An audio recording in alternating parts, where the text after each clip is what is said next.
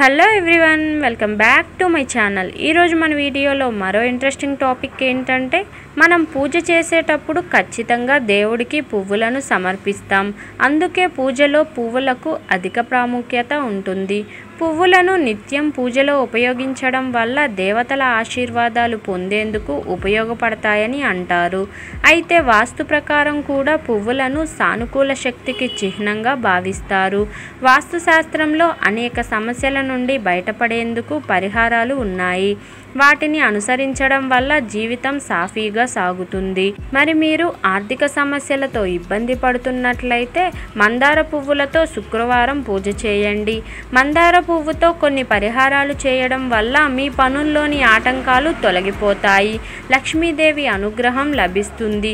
ఎందుకంటే లక్ష్మీదేవికి ఎరుపు రంగు పువ్వులతో పూజ చేయడం వల్ల అమ్మవారి ఆశీస్సులు పొందుతారు.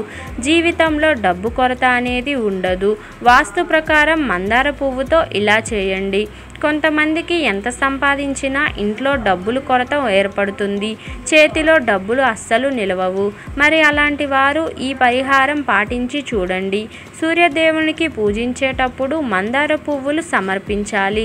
ప్రతిరోజు ఉదయం సూర్యుడికి అర్ఘ్యం సమర్పించే సమయంలో రాగి పాత్రలో నీటిలో మందార పువ్వులు వేసి పూజ చేయాలి. ఇలా చేస్తే డబ్బు సమస్యలు తొలగిపోతాయి. వ్యాపారంలో లాభాలు కలుగుతాయి. మరి మీరు అప్పుల ఊబిలో కూరుకుపోయి ఇబ్బందులు పడుతున్నట్లయితే ఇప్పుడు చెప్పబోయే పరిష్కారం పాటిస్తే మీకు అప్పుల బాధలు తొలగిపోతాయి. శుక్రవారం నాడు వినాయకుడిని, దుర్గామాతను పూజించి 5 మందార పువ్వులను సమర్పించాలి. ఇలా కనీసం వారం రోజుల పాటు చేయాలి.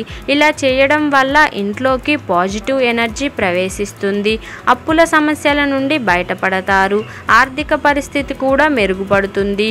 ఆర్థికపరమైన సమస్యలతో పాటు వైవాహిక జీవితంలో ఉన్న సమస్యలను తొలగించుకునేందుకు ఈ మందార పువ్వు పరిహారం సహాయపడుతుంది.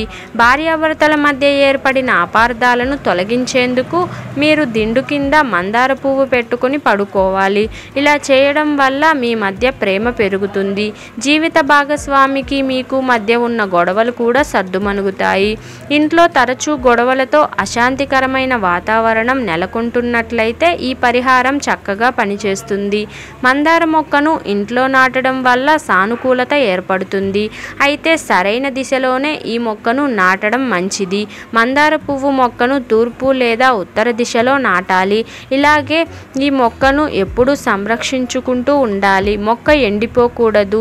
రెక్క మందారం పువ్వులు ఉన్న మొక్క నాటడం వల్ల మరిన్ని శుభ ప్రయోజనాలు కలుగుతాయి.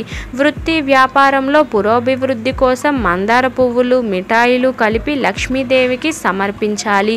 ఇలా చేయడం వల్ల లక్ష్మీదేవి అనుగ్రహం పొందగలుగుతారు. మరి విన్నారుగా ఫ్రెండ్స్, మందార పువ్వుల పరిహారాలను. ఈ వీడియో కనుక మీకు నచ్చినట్లయితే లైక్ చేయండి, షేర్ చేయండి.